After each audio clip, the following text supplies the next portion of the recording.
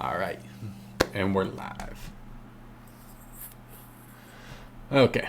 So, you guys, I guess, kind of run me through the card here and what fights you specifically want to talk about. And we'll go from there. I'm already recording it. So, I will send Grant the VOD once this is all said and done here. So, I guess, who are the first two fights that we're looking at? So I can get these prepped. The first two fights we are looking at are Punahele Soriano versus Dustin Stoltzfus. That is two names for sure. Okay. Yeah, no, you got that. Yeah, I got that. I just watched. What's the movie called? I didn't know this was a movie, but it's like I can't remember what it's called. It's killing me now. It's Bad Words. That's what the movie's called.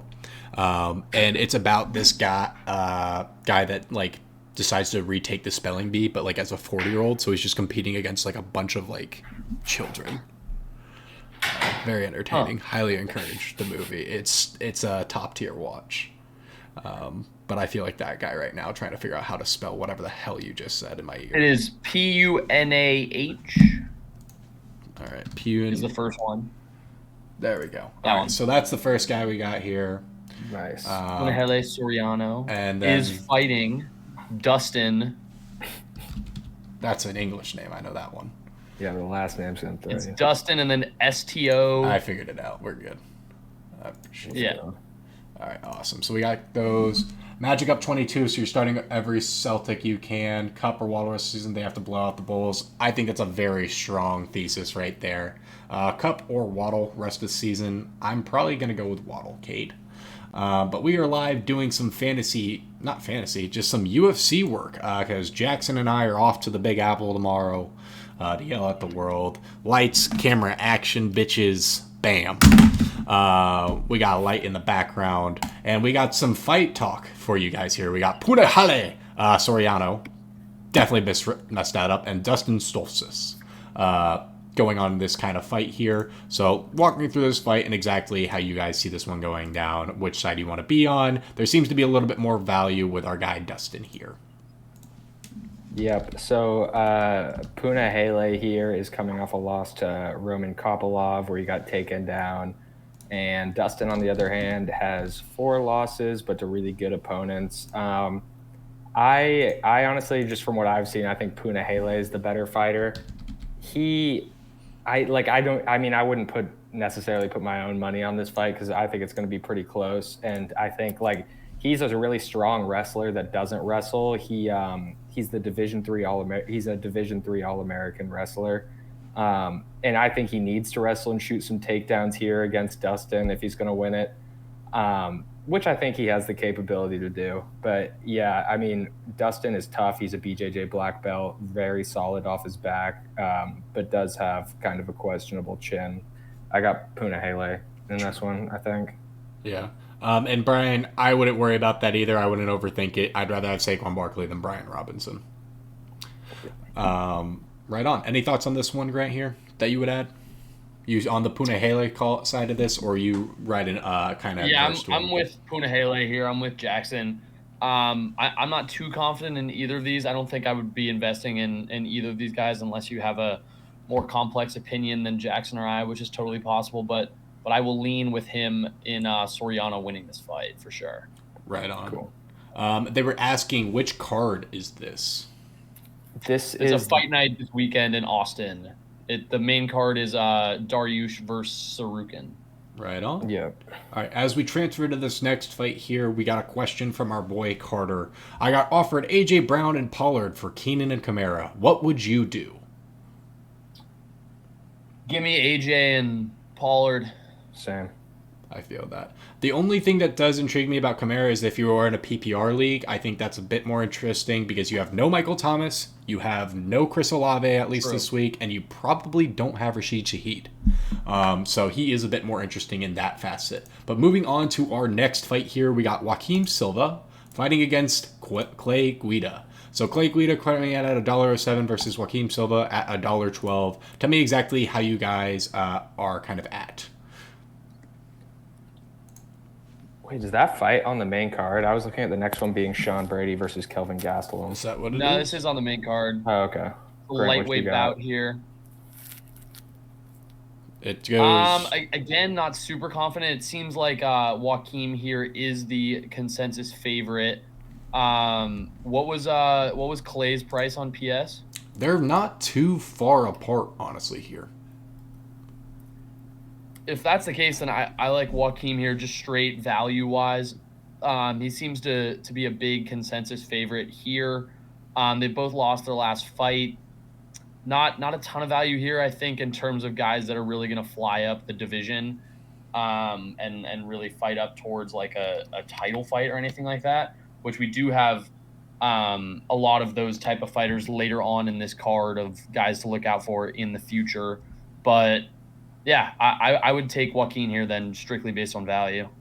I think I'm probably going to side with Grant on this one with Joaquin too. I think he's got, especially in this type of fight, he's got a little bit more like in the tank to work with against a guy like Guida who's 41 years old. He also lands more strikes per minute, absorbs more strikes per minute, is more aggressive, and throws more volume. So yeah, I agree with you here, Grant. Right on. Yeah, we got a 35-year-old versus a 41-year-old here. So not a lot of potential to really string together some fights and put together anything crazy. So yeah, I think just particularly for this fight, I think you got to go with Joaquin based on that PS value.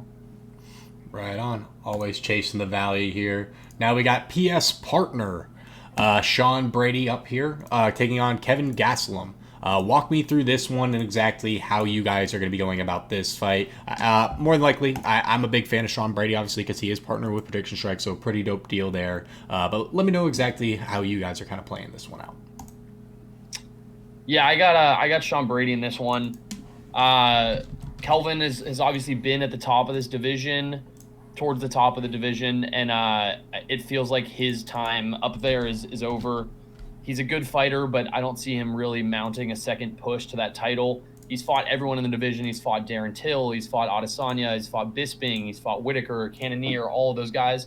So he has the experience, and I wouldn't be surprised if he finds a way to win this one, just because he's kind of a wily vet who can take some hits and could just will his way to the end of the fight and kind of outpoint Sean Brady. But I like Sean Brady here.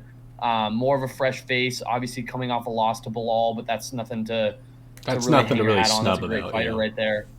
Yeah, and then before that he beat Chiesa, and before that had won a ton of fights in a row. So I think if he gets back in the win column here, he's a guy that a lot of people would like to see continuing to get bigger fights against bigger names in the future. So there is a clear path to a huge fight for him. So I love Sean Brady here. Probably I mean, maybe knockout. Gastelum kind of has a bit of a chin. I think I could see a fight where Brady is really pushing the pace and it's like a unanimous decision or something like that. But it could end under the 3 rounds as well. Right on. I would start Pollard and H. Wait, what was that, Wells? I was just letting Rich with Time Dad know that I would start Pollard and H on. Sorry to cut you off. Is this roster evaluations? No, we are going through our UFC prep right now. Jackson and Grant are particularly sharp in the UFC field, so if you want to be able to make a little bit of coin, or maybe a fighter you're particularly interested in, this is a great time to either listen in or find some players or athletes that you would like to invest in. We've been talking a little bit about Sean Brady here, and I know Jackson's about to dive into it, but he is a partner of ours. Really encourage you guys to check out the app or join the Discord. Link to that is in the bio to learn a little bit more about what we do outside of just fantasy. But go ahead and take it away here, Jackson. We will be returning next week, or at least I'd like to do some start sits together for fantasy playoffs. I think that'd be cool. So for sure, keep an eye out for news with that in the Discord or on TikTok or something. I think we'll do some start sit type content to prep for fantasy playoffs, which for some people starts next week. I know it does for me. True. What's crazy to me is how some people are actually still able to like trade right now. My deadline's tonight. I'm cooking something up. That's insane. That's lucky. Yeah. But love to hear that, Nick. Happy to see you in here. But Jackson, your thoughts here? So as much as I would love to kind of agree with you guys and go for the PS partner, and go for the value here on PS, I kind of foresee Kelvin getting this one. Like, to piggyback off what Grant was saying, he is this wily veteran while at the same time only being 32 years old. And I really do think Henry Cejudo seems to have helped him like get in better shape, get him fired up. He's coming off of a really good win over Chris Curtis. And honestly, it's Bilal Muhammad, but I was a little bit concerned about that fight with Sean Brady. He averaged, like, Sean Brady is nasty with applying pressure and takedowns, averages like 3 a fight. But with Bilal, went 0-5, and he lost a striking match to Bilal, which we know is not really the forte of Bilal Muhammad there. And I just think Kelvin, it has probably improved with Cejudo in that camp, and he has a bunch of tools, super strong chin, like Grant said, great wrestling. I think this is his fight, and I kind of see him getting back into the spotlight here. Right on. All right. Well, we're going to make sure to show that to Sean Brady when we see him. Please don't. But now we got Rob Font fight week here, going up against our guy Figueiredo. Tell me exactly how you guys see this particular fight going down. Curious on your take on this one, Jackson. So for me here, I am kind of leaning Figueiredo. There's kind of a lot of unknowns in this fight. Like, Font is the better striker and bigger than Figueiredo, but I do think Figueiredo is like generally the more well-rounded fighter.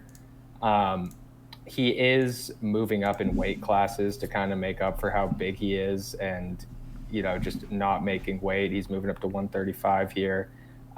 He's dangerous everywhere. Good BJJ and takedowns. Font. What did he lost to Sandhagen, right? Which I guess isn't really saying much. He's lost 3 out of 4, but they're all to, Jose Aldo is an interesting one, but then he lost to Cheeto Vera and Corey Sandhagen. Yeah. So, he's a super technical striker, Rob Font, with a relatively good chin. Doesn't have a ton of power. I think I honestly wouldn't swing my money either way on this one, but I'm going to lean slightly towards Figueiredo. Right. Yeah, I got Figueiredo by decision here. Obviously, moving up to another weight class is significant, but it doesn't seem like as big a deal as what they're making it, with Font being the consensus favorite when he's lost 3 out of his last 4.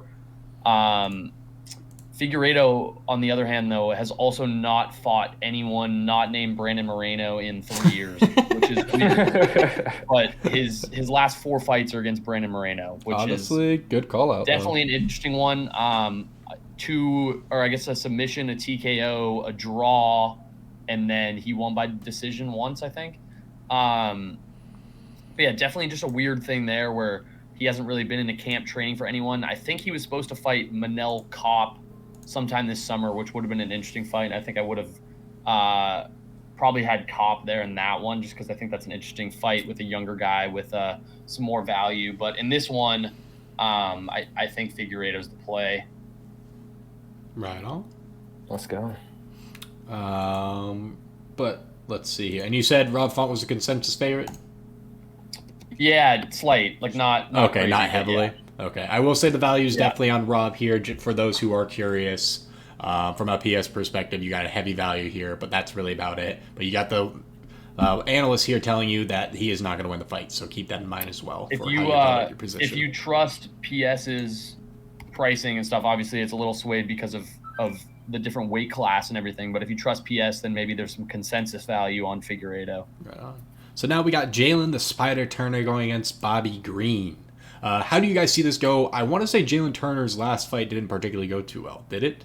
Or how are things going?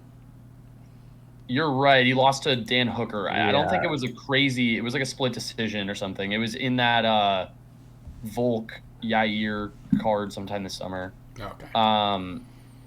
Bobby Green coming off a win just like a month ago, I think, against Grant Dawson, who is not a particularly skilled fighter. I don't think that's really a win that you're really going to care too much about or put too much thought in. He's obviously fought some great fighters, though. He's fought Islam Makhachev. He's fought Dustin Poirier. He's fought Edson Barbosa. He's fought some guys that have been at the top of this division for a long time, but he's definitely kind of on the older side here. And Jalen Turner, I'm not sure what was his price on PS. Let's see. We got Bobby Green here at $1.50 versus $1.69 for Jalen Turner. So you got Turner, the lower price here. Definitely the consensus favorite, I would assume, in this one. Turner, if he hadn't had those 2 losses, he's only 28. I think the hype is looking completely different than it is now. He was definitely kind of working up some momentum after some of those fights. He went on a 5-fight win streak, and then lost to 2 good fighters, unfortunately. But I think he gets back in the win column in this fight this weekend, and then you see that price start to go back up to where it was before these last couple losses. Yeah, and what's funny too is Bobby Green was actually set up to fight Hooker before. Yeah. And I would have, I think there's a far better chance I would have leaned Bobby Green had it been Hooker, who's a little For sure, that could be just a dog fight. Yeah, a little more hittable. But I think Turner is a great value play here. We know how Bobby Green is. He fights with his hands like really lows, like a volume striker who's super quick. Jalen Turner is 6'3" at lightweight, which is massive and is super good at like keeping the range, which I think is going to prove to be important against Bobby Green. 3 of his last 4 wins are by submission, even though he's a striker, which is definitely something that just impresses upon me how dynamic he is as a fighter. And I think he has this one over Bobby Green. It's an easy pick for me on Prediction Strike. I wasn't he banked the lights out of Grant Dawson, but that wasn't something that I was necessarily impressed by. So I do like Jalen Turner here. Right on. So no to Bobby Green, yes to Jalen Turner. But now we have a redemption arc to a degree. Realistically not. But we got Beneil Dariush versus Arman Sarukian. I don't even know how to say the last name, so I'm not even going to try. Sarukian, I think? Yeah, Sarukian. So we got this fight here. I remember there was a big train of hype for our guy Beneil here before Charles put that to a very, very quick stop. I love Charles. The man. He is the man.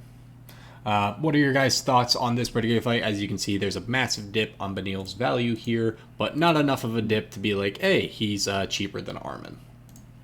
Yeah, Arman is the big favorite here for sure. I don't think it's a surprise to anyone, but the thing that kind of like gets me with it is he fought Gamrot, who beat Arman and put together a really, really strong display.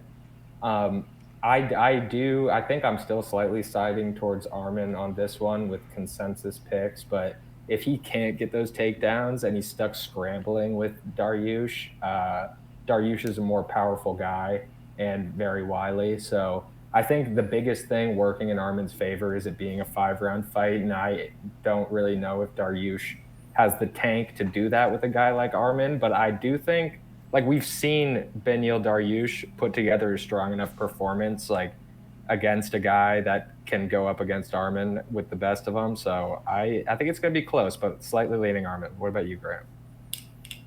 Yeah, the Gamrot data point is definitely an interesting one. Beneil definitely looks better in that fight.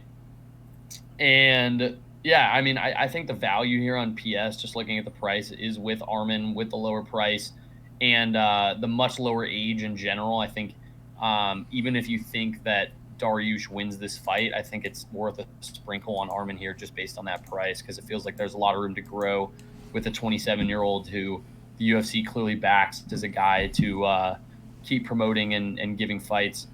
Not the most exciting fighter, I would say, but I think he's a guy that will get this one done, and with the value being there on him and him being the consensus favorite and a guy that I think, like you said, how this fight is played out will determine the winner. I think if they're standing a lot, then Beneil will find a way to get some shots in and find a way to win this one. And if Arman has his way, then we know how that'll end up. So I will lean Arman here, but definitely a close fight. I mean, I wouldn't be shocked if it goes either way. Yeah, and this is also my first time like seeing these prices for these two on Prediction Strike, and the way they're priced definitely makes me a little bit happier with the Arman pick. Yeah, for sure. Right on. Well, See, definitely a bit of a buy kind of coming up before this fight with a little bit of a tick there. What's his price in just the last like week, Wells? On Arman, he has gone up really not that much this past week. A little bit. Yeah. But like you can see throughout the month, people are buying to kind of get credit for this fight. Yeah. And I think that first like upward tick was when this fight was announced. Like, right there, probably here. Yeah. And then, grab some Arman, grab some Jalen Turner. You'll be set on PS this weekend. Hell yeah. Well, I think that's all we have for you guys on this little live UFC thing that we're doing here. Appreciate you guys for popping in. Know we answered some fantasy football questions simultaneously to this, but mainly thanks to Jackson and Grant for dealing with me. And yeah, we'll get into it. Start to look out for some reminders from us. We'll probably shoot to stream next week some fantasy football related content. So keep your eyes out for Wells streams or something, and he'll tell you how to get your teams over to Jackson next week. So exactly, absolutely. Happy that you enjoyed it, Orange Juice. Happy that you were in here. He's got Dariush with the upset, I think. So perhaps he'll go get some value on our guy Arman. But we'll see how it goes. But I appreciate you all, and yeah, if you want to watch the playback of this, check it out on YouTube. Peace, y'all.